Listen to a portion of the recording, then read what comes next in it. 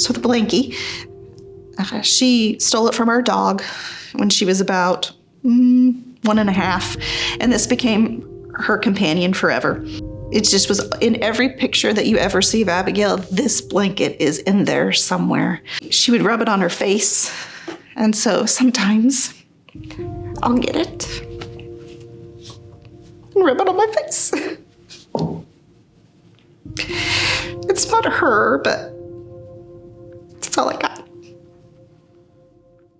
Abigail is my firstborn baby, so she made me a mom. She was just such a mature girl. She just always seemed to be beyond her years. She had a big heart and she cared, and after she left, I heard some other parents would give me messages that their kid was the new kid, and Abigail was the only one that sat beside them at recess or asked them to join them at lunch and stuff. So I didn't know those things, but it was pretty awesome. That's my kid. I so easily slip into the present tense with her just because she's here. Mama can feel her. She's everything. She's just everything.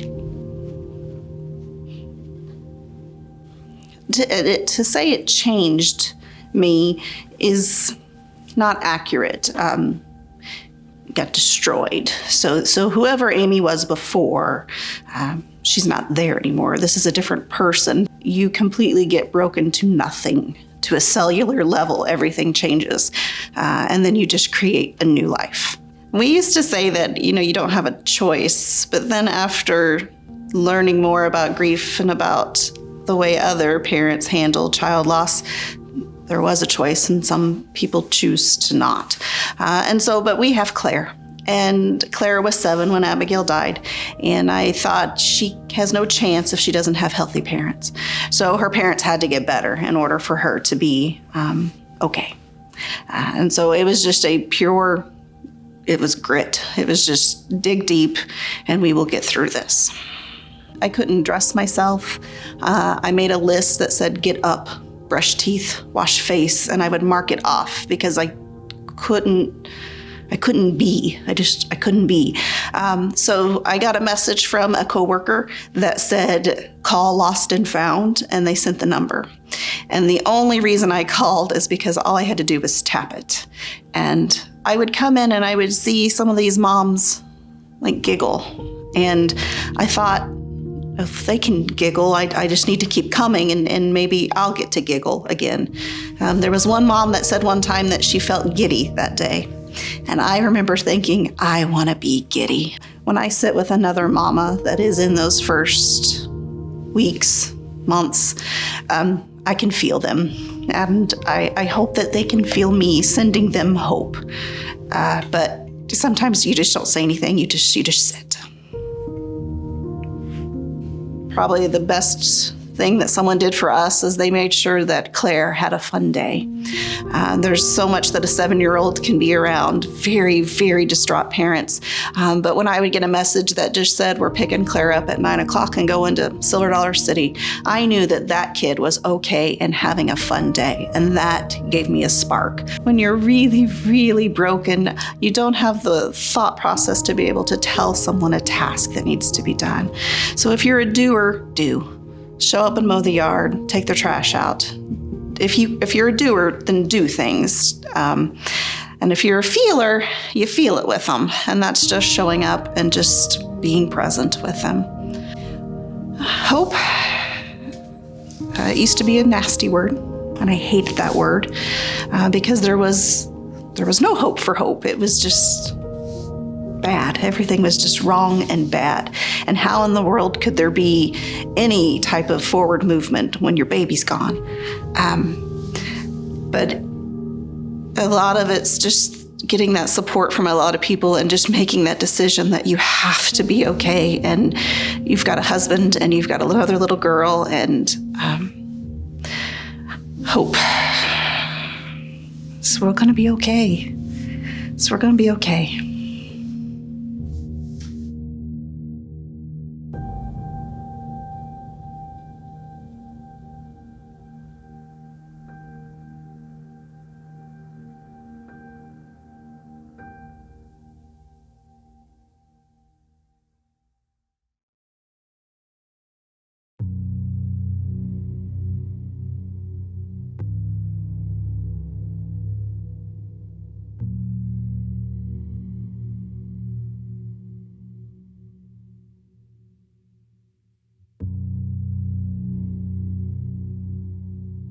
John was a person you would probably not forget. He was very intelligent, very strong-willed. He was just a constant. He was my best friend, and I loved him very much.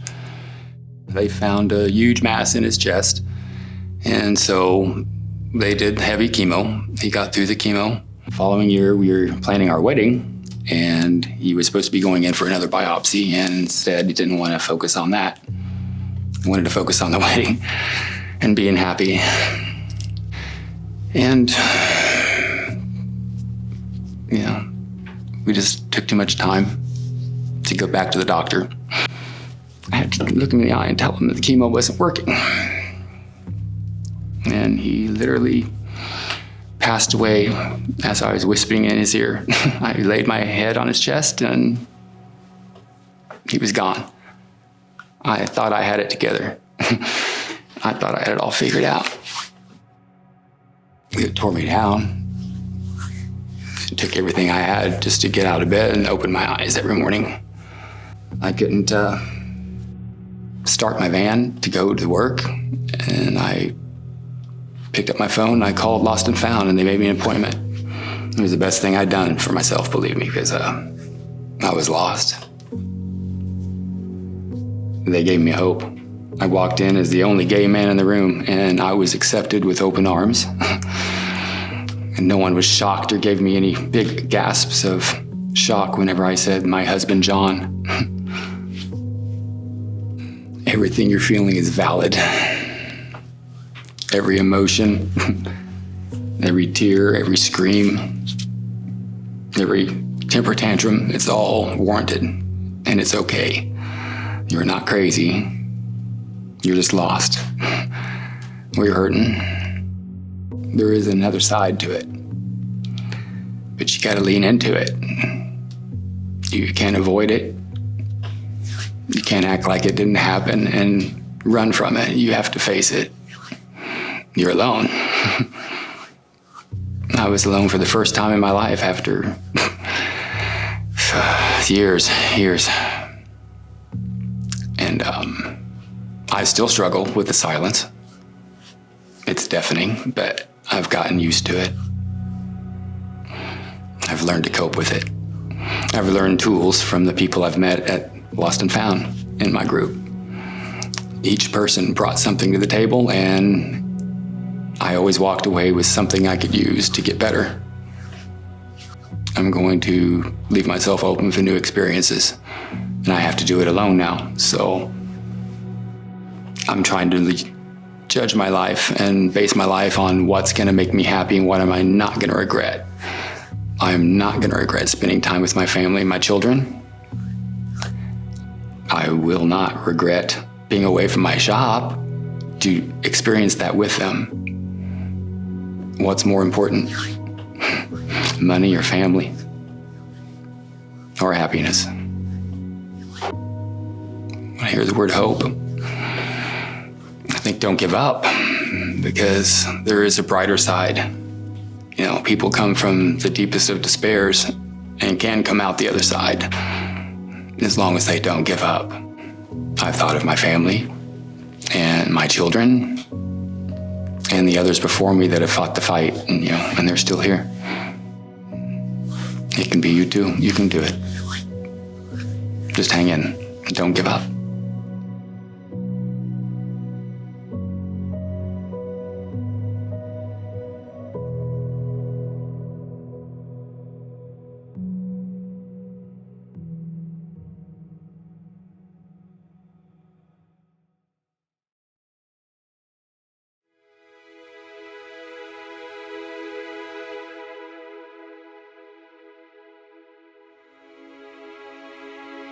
She was like the most loving person. She treated everyone so kindly, and she was such a good mom, but my mom struggled with alcoholism, and it's easy to say I wish my family would have helped her in different ways, but nothing was gonna change until she was ready. And I was 16, it was the summer before my junior year, and June 12th is when she actually died in the hospital. It feels like it just changes everything. But right after my mom died, the first really times I thought about it, like broke down and cried. It's almost when I felt like closest to her, because the more you like loved that person, like the more it hurts.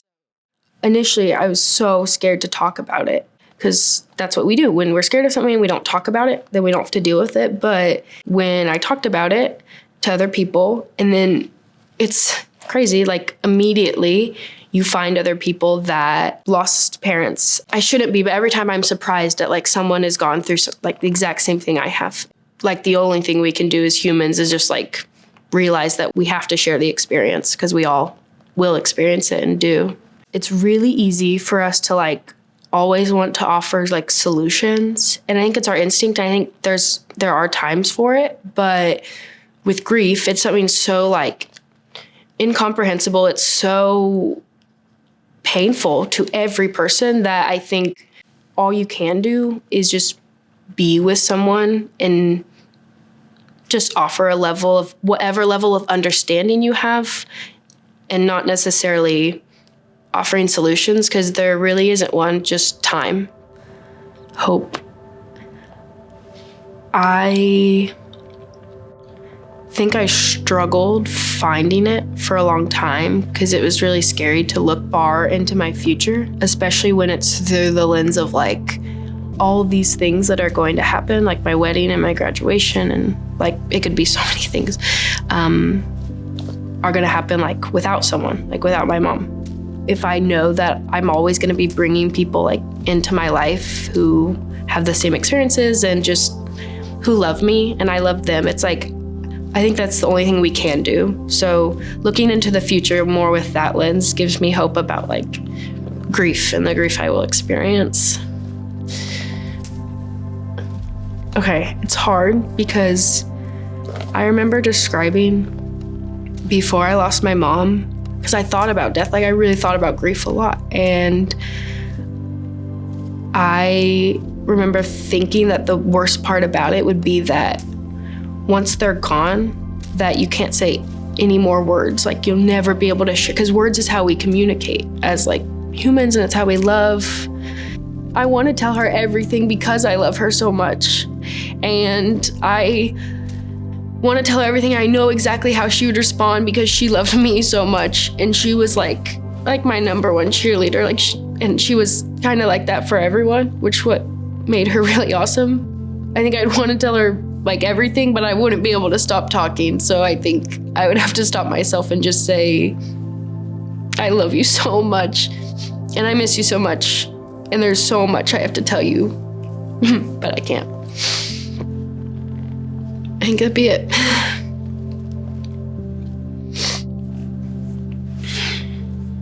Yeah.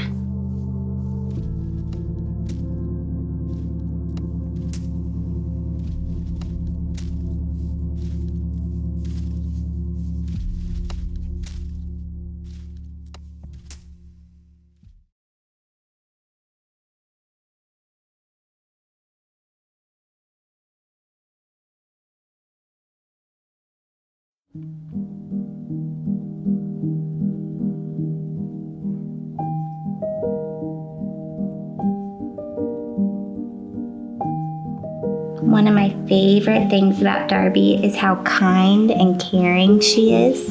I told her today that she's one of the most empathetic people I know.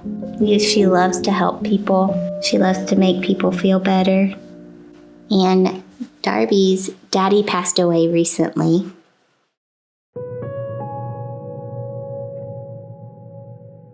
Michael was the best daddy, wasn't he, Darby? He taught Darby how to fish. He loved to take us camping, didn't he?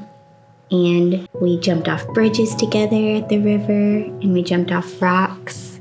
Those were fun things. When I was 4 or 3, I did not want to jump off this low rock. And I was like, ah! And it was so low. So how did Daddy get you to jump in? He jumped. He jumped first. Yep.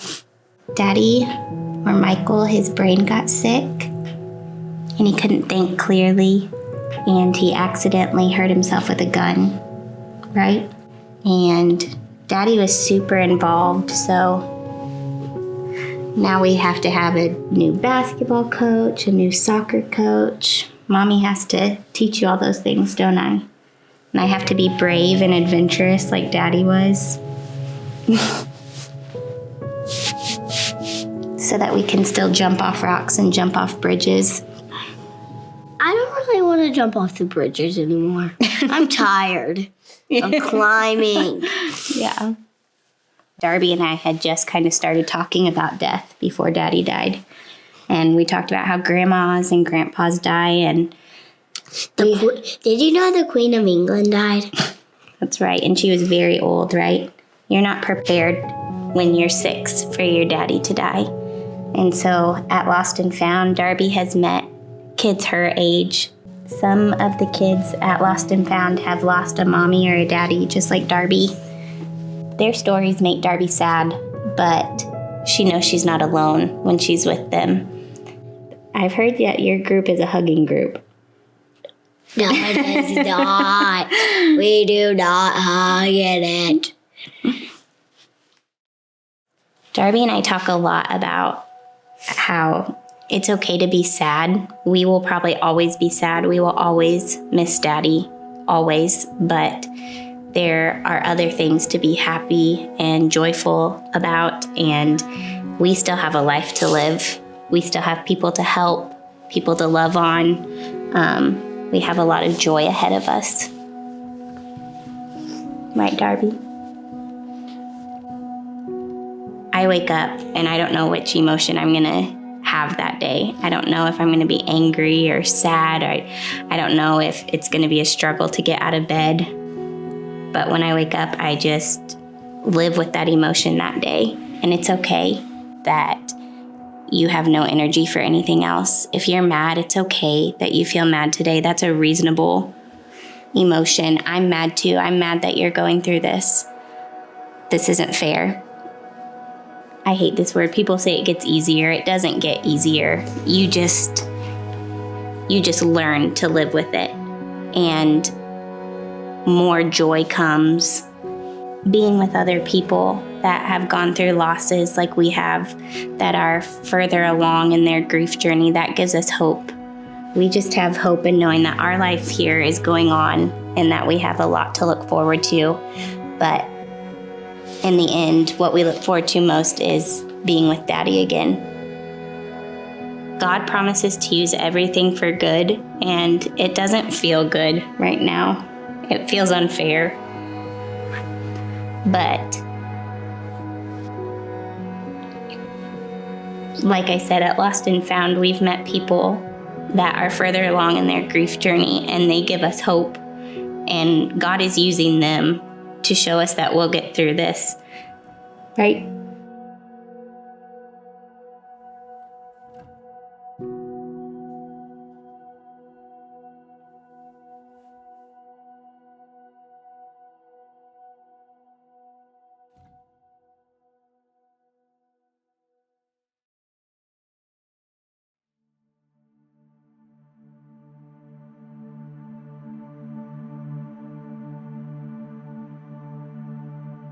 She was young, vibrant, beautiful, smart, intelligent, very health conscious, independent, and she got colon cancer. We tried just about everything, and in the end, it didn't work. Now I've got myself and 4 kids. Every day is a struggle, up and down. It's almost like a whole different side of my brain turned on the day that she died, like a maternal instinct that I didn't really know that I had. I don't know, it's like people tell me, it's been 8 months now or 9 months, you need a break, you need adult time, you need this, you need that. And, all I need is the kids. I enjoy them. We'll get through it together. They're my rock.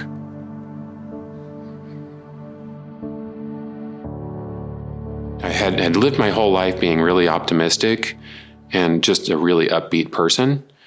And then when this happened, it was really just the worst thing that has happened in my life. So I try to embrace it when I do feel sad or when I do feel longing or loneliness or grief, because I feel like that's the best way to get through it, is to ride the wave of that emotion It's embarrassing to say, but right after the fact, like immediately after was, wow, I can make all the decisions, anything that I want. You go from that emotion to sadness and loneliness. So be open to whatever feeling comes your way and just try and embrace that. Numbing it or hiding it or any of that kind of thing it's just prolonging what you're gonna have to deal with later. At Lost and Found, I feel like I was able to go in and really have open dialogue and just kind of let loose a little bit and let the emotions out. So I hope for a bright future. I hope my kids are healthy and happy. I want my kids to be happy. That's my hope. I'm going to do the best that I can with her children and try and make her proud and make good decisions and carry on the things that she wanted. That was another good thing. We made the most of those couple of years. I mean, a month before she passed, we were in Disney World for a few weeks. So she went out with a bang, and she made probably 10 hours worth of videos of things that she wanted them to know and things that she felt were important for her to tell them as they grew up. I still wish she was here, but I'm thankful that she was able to leave that something for the kids.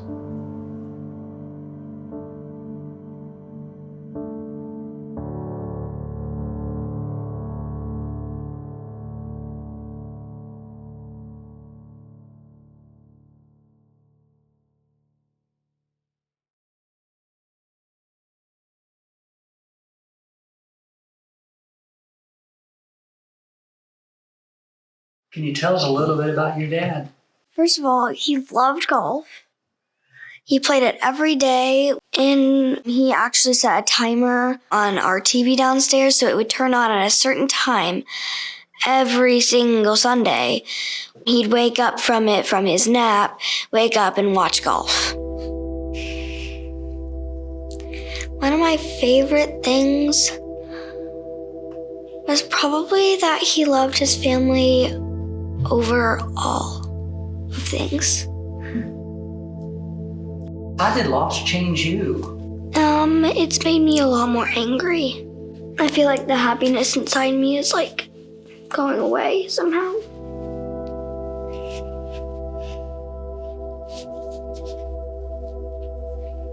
Sometimes I feel like I just need to spend time with my family. When I spend time with my mom, just me and her, I get really happy because I'm spending time with her. Talk to us about Lost and Found and kind of that whole experience. I love that place. All of the people there are very kind. It puts hope in my heart when I see those people because those are good people and they could help the world.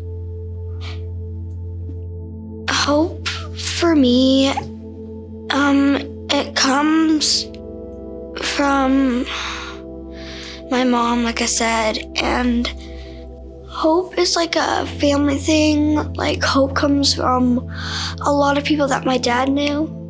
Like he was at the golf course so much. We actually went to the golf course and had like a little ceremony for his life because my dad knew so many people there.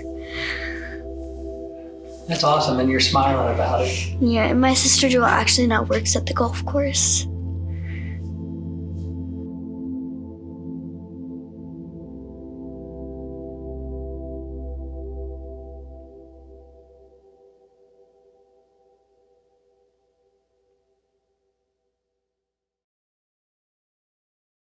My dream is to go to Juilliard in New York.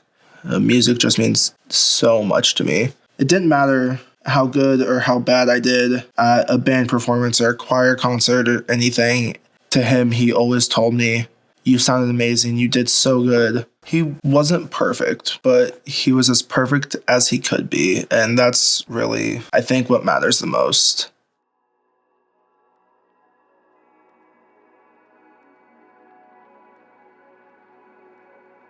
I feel like I have hit those low spots a little bit more in my life. I feel like my depressive episodes, when they do come, it's a little harder. It hits harder because I don't have him there to support me through them. My process through grief, it's just kind of been so hit and miss. I mean, for months, I just felt nothing. Like I was numb. And then once school started again and I realized, oh, it's not going to be here for any of those big senior year moments, then I feel like that's when my grieving process actually fully started, and it's been a roller coaster of emotions. There have been times where I've just bawled and just cried for hours because I have a big event that night and he's not going to be there to see it. I'd reached out to my mom first. I told her, I can't do this without getting help. I need to talk to somebody about it. And going to Lost and Found and having this group of people around me who are going through similar things as me, like they lost a parent or somebody really close to them. And it might have been a year ago, it might have been a couple weeks ago, but it doesn't matter how long ago it was. You're still going through that process of, I lost somebody special to me, and I have this group of people around me to support me. There's different ways to treat people based on how they're grieving.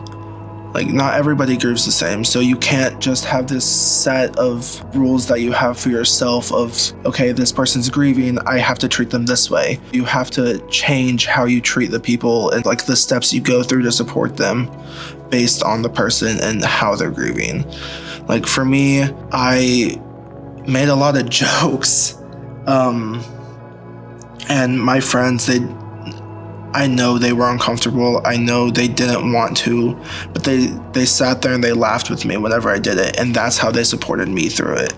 No matter what, like no matter how many people you have supporting you, no matter if you go to counseling or if you talk to somebody about it, it's going to be hard in times. But there's always going to be those moments where you feel good, where you have those things that happen to you that brings you the happiness and just like that sense of, okay, eventually, maybe not right now, but eventually I'm gonna be okay. Being around my mom and being around my friends and getting that sense of just like, I'm gonna get through this. Like it gave me the hopeful feeling of, yeah, he's gone, but I'm gonna be okay.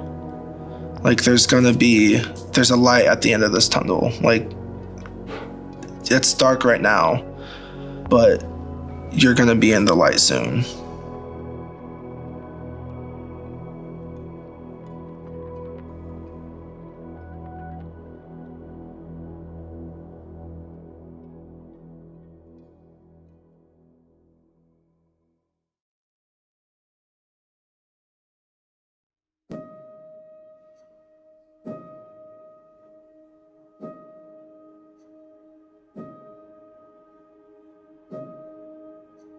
I met George in Hawaii. He was wearing a t-shirt and it says, "Don't worry, be happy." We didn't talk, just smiled and say hi. There was a problem in the house where I was living. The bathroom got clogged. I have to write a request for service. You know who got it? It was George, because he was the maintenance person. He fixed it. And then every day that he comes around, he asks me if there was a problem. I was thinking, there's no problem anymore. But he kept coming. Oh, I wanted to talk to him too. I was happy. Whenever he comes by, my heart was beating so fast. Oh my God, he's here now.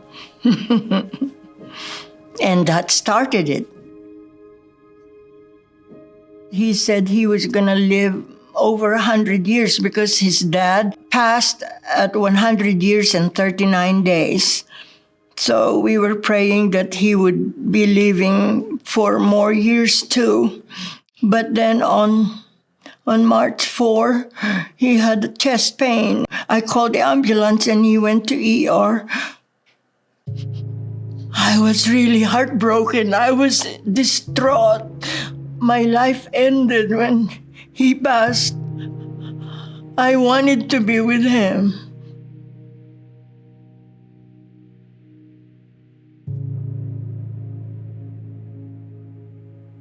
From that day, I have not missed coming to Lost and Found because it lifted my heart. Having comfort from others is a very important thing. I found out that listening to others is something that helps you, and I cannot describe, I cannot explain in words, but it did help me a whole lot. Like me, a lot of people experience the loss of someone. To listen to others will give you comfort. You can tell me how you feel, and it is okay. It will ease the pain. It will not erase the pain, but it eases the pain. It is okay to grieve because that's a sign of love. I feel that if I see a person grieving, I have to understand that they are sad. They need somebody. They need somebody to comfort them, to hug them, to welcome, to accept them for who they are. My dream in life is to use my last years in life and help other people. Because of the love that we share with each other, I want to share it with others. It is the love that I can share that is priceless.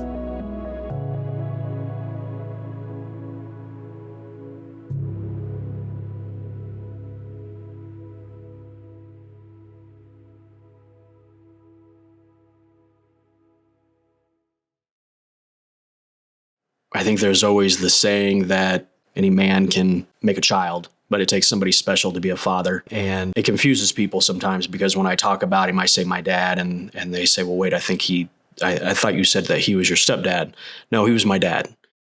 We decided to go on vacation one year down in Mexico. We had only been there for a few hours, and we were out swimming in the ocean, saw a crowd gathering down the beach a few hundred yards, and saw Bill laying there with people trying to resuscitate him, and nobody really knew what had happened, waiting on an ambulance. You know, they're trying to drive the ambulance down the beach in sand. It was chaos. I knew he was gone, but was hoping that something could be done. This is going to sound bad, but it never ends because you get through all of those, this will be the first Christmas without that person, or this will be the first birthday without that person. And people who haven't gone through that think that, in 6 months or a year, you should be okay and be over this and not have bad days. And that's just not the case, and it's not normal. You think you make it through those first milestones and everything's fine. Well, you make it past that first year and kind of that haze lifts, and those second anniversaries or that second year is when things really hit you hard. I think maybe because it's the finality of it that's settled in. It probably took me a year before I started getting involved and going to group, and I tell people that I got dragged into it kicking and screaming, and I didn't want to go. I was fine, right? I mean, that's what everybody kind of says. I'm fine, don't need it. But it was the best thing that I ever did, and best thing that we did as a family, because I don't think that we would be where we are now without Lost and Found. And my advice to a lot of people is make sure you keep talking about that person and keep that memory alive. Don't try and push it away to the back of your mind. If I've had a friend or somebody that's lost somebody, I think the best lesson that I've learned, and I think I stumbled across it, is ask that person to tell you about the person that they lost. Because I don't think that happens a whole lot. I think a lot of times the person who is feeling the loss is comforting other people. Having an event like a loss happen, life is not going to be the same. It's going to be different, but it doesn't mean that it's going to be bad. It gives us the opportunity to maybe be a different person, to grow and learn from that, and try to do things in the memory of that person that would make them proud. Almost daily, a lot of the decisions I make, or I think about how to handle a situation, I say, what would Bill do?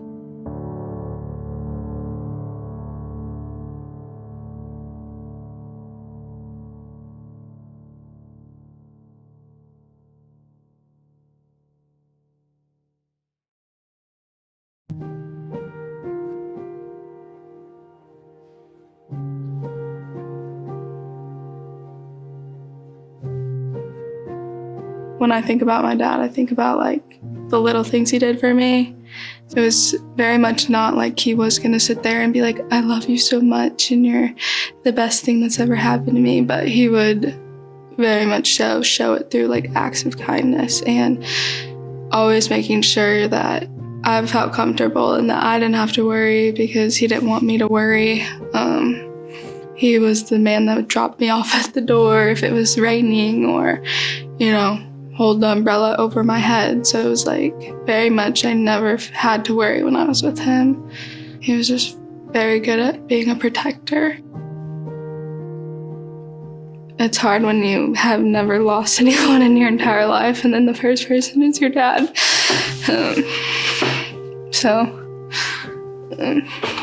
I remember being like, I don't even know what to wear to a funeral. It had been like 8 months or something, and I was like really struggling with finding like somebody to talk to about it, because you talk to your friends and they don't understand. They think like they're like, oh, I'm sorry, but they don't have the right things to say. So I found like a link for Lost and Found, and I just was like, I'm gonna go do this. I went and I was so nervous. I barely went in. I like sat outside for so long, and then it was just so nice to like meet somebody my age that had experienced like a death of a parent and it be like so raw and like they understood what I was going through. I want to talk about my dad. I loved my dad. You get to talk about your dad. Why can't I talk about my dad? Like, why does it have to be so uncomfortable? Why does it have to like be like, I'm gonna make her sad or I'm gonna make her cry? Who cares if I cry? Like, I want to talk about him.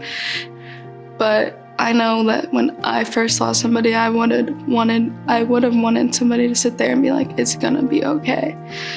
Like, you're going to get through this. You're gonna learn like your new normal. Is what we always used to say. Because, you have to go through all the first, and the first suck. But then you get used to them and you find your way of getting through it in your own way. And if that's like crying, that's crying. If that's being mad, that's being mad. It's just like everybody copes with it differently, and there's not like 5 stages to grief or whatever they say. I think it's like, there's like 20. So, if he was here, I think I would like tell him how much I appreciated everything that he did. Like, he was a real life superhero. I feel like I would tell him like what he told me always. He always was like, we don't have to worry about it. You don't have to worry about it. So I would be like, you don't have to worry about it. Like, I'm gonna be okay. And that's because he taught me that I'm gonna be okay.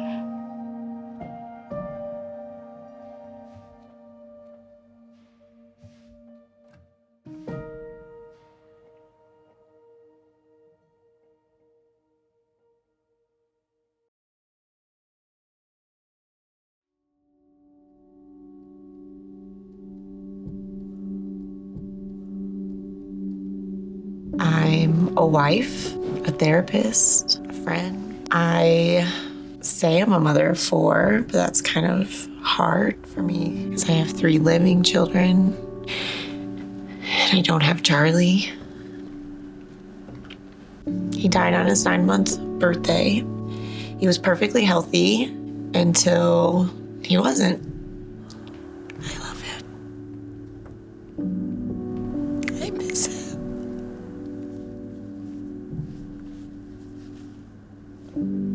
Yeah, grief changes you.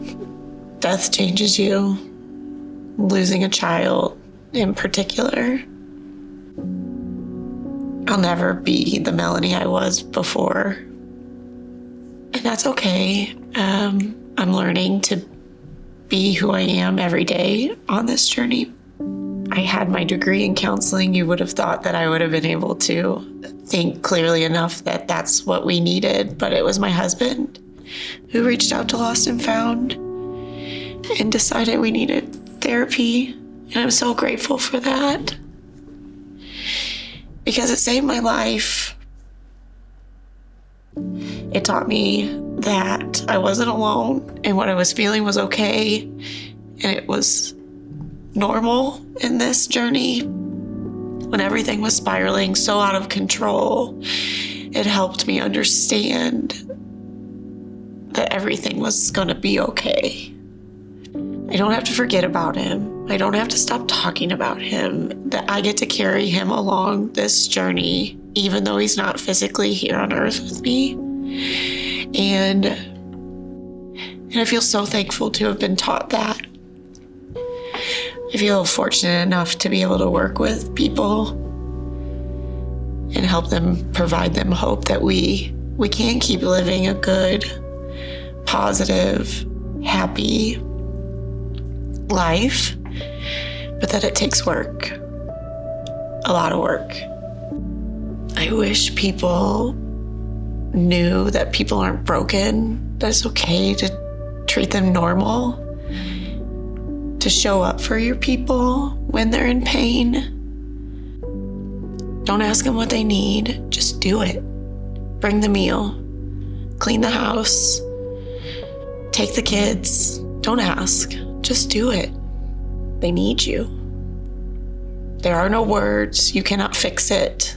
They don't want you to fix it. We don't want you to say the right thing because we know there's nothing right to say. It will not fix the outcome. We're just deeply sad and we just need to figure out how to keep living without our person. And it's hard. It's so hard. But it's worth it. I can remember walking in the real world afterwards and realizing that everybody I was encountering has a story. And I wondered, what is their story? Because my story hurts, but I just want people to be kind. And that's what we do now for him. He was just a little baby.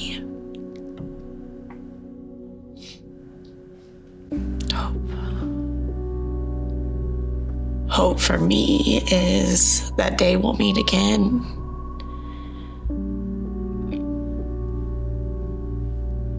That there's more to life. This is hard stuff, but that hope that I can show my kids what strength is, that we can do hard things.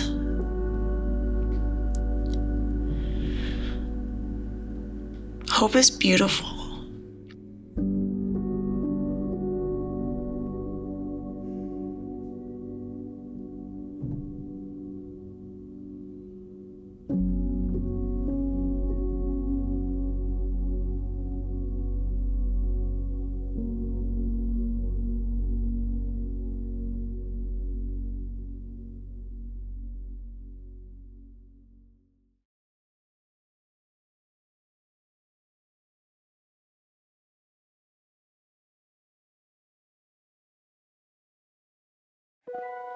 I have a pretty normal life, I guess, besides all the other stuff.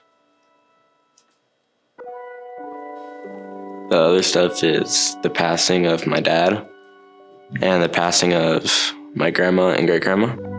I was a lot more happy before the passing, and after the passings, I was just like a lot more rude to other people.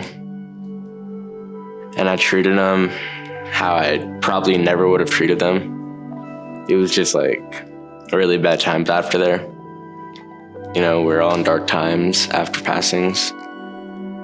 And so with grief, it makes you feel like you're worthless. So I tried Lost and Found. First, like 3 months really suck because you don't know the people and you're still in a really bad place. But you eventually learn to know the names and then learn to know stories. And then you can kind of compare like how they are to you. When did you find hope on that journey? Kind of just slowly. It was just slowly coming back. I was able to do stuff. I was able to think about them. I was able to look at pictures. and not feel like terrible anymore. Hope to me now is like just cherishing all the moments that you need to have, and just whatever comes in your way, just push past it, because you'll feel a lot better after you've done it. Find help. Find someone that you can trust. Talk, vent to them. Hopefully they can give you some good advice that you need. And eventually you'll get through it. But just don't give up trying to find hope.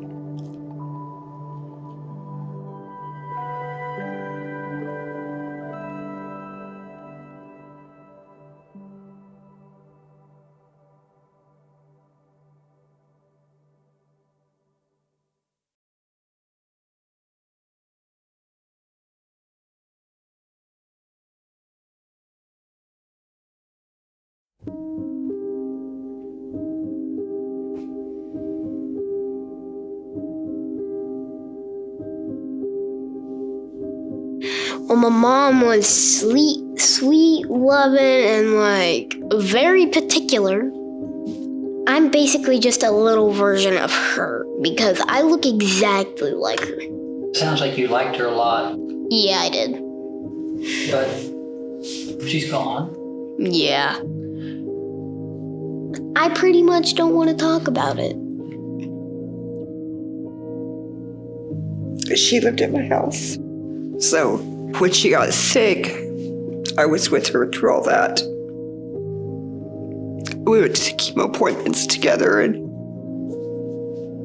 and she was going to be having her double mastectomy, and she got COVID. And pretty much as soon as she found out she had COVID, like within 2 days, she was on a ventilator, and then they found out she had 5 strokes of varying degrees. I used to be pretty happy-go-lucky. It's made me angry. I feel a lot of times isolated. Felt like I couldn't do another day. I'm telling you. That's why the Grief Center helps a lot. You're around people that are going through the same thing you are, and just being able to journey with other people that's been through the same thing that we're doing. To know that there is hope, that we'll find that happiness, not cry as much, and okay without them,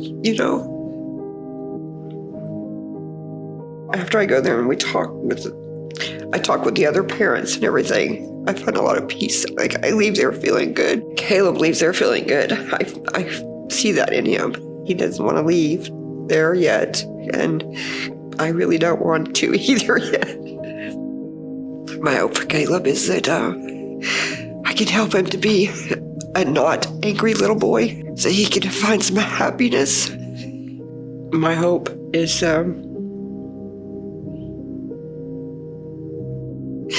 that I'll see her on the other side one day.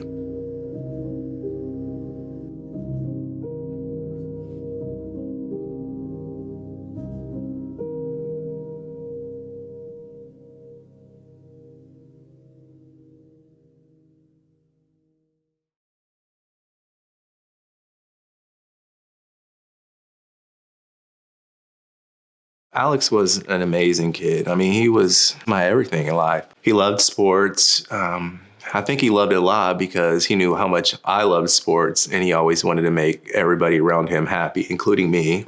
He was friends with all the coolest kids, but he also always took in the kids that weren't as cool, and he was kind and friendly to them. He loved life. He loved being around his family. There was a police chase, and the kid fleeing from the police crashed into my wife's van, and he was killed in the accident. He was 9 years old, and I didn't get a chance to say goodbye to him. So it was really hard. I wanted to fight with him, I guess. I wanted him to have a chance. there was just no chance. He was just gone. Dealing with that pain is just something I've never experienced. And it's just deep. And I'm trying to figure out how to best manage that and move on. Like, I just don't view life like quite the same way like I used to. Things that meant a lot to me, I realize are not as important to me. Like material goods and stuff like that. Like, you always want things, but now it's just like, really, that stuff doesn't matter as much. I would give up anything in this world to have Alex back. The day I found out, honestly, it felt like my world had ended. Like, it hurt so bad inside. He was my sidekick. He was my best friend. We can go on and on. He just meant so much to me that I knew I was going to struggle, and I didn't know where to turn to because I knew that this was different for me. The hurt is so deep that you feel like in a way that you're the only one. So going to Lost and Found, it made me realize that there's other people that also share in that same hurt and that same feeling that you have inside. And whether you choose to use it or not, you get different people's opinions on how they handle the situation. And you get to see other people like in different stages of grief. And you can be like, you can relate to that. You're like, oh, I was there. And sometimes you go back there. One day you might feel like, it's not so bad. And then the next day you're like this and you're just totally broken again. And the grief you experience when you lose a child is something that it won't go away. You have to learn to, ways to manage it, ways to try to be able to move on. But that pain, it's always going to be there, and that hurt's always going to be there. When they know you're hurt and you lost somebody, like, a lot of people don't want to talk to you because they don't want to bring that emotion out in you. As it kind of hurts for me to talk about Alex and the loss, it's also something I treasure. And it makes me feel good to talk about him. It actually hurts more not to talk about him. So I just want to have hope, and I want to be able to function in life. And even though this will always be a part of me, I still want to be productive, and I still want to do positive things. And I want to do more positive things now because of my son. He was such a great kid that, that's what he would want me to do, and that's what I want to do. We don't want his death, I guess, in a sense, or our loss, to not have any good come out of it.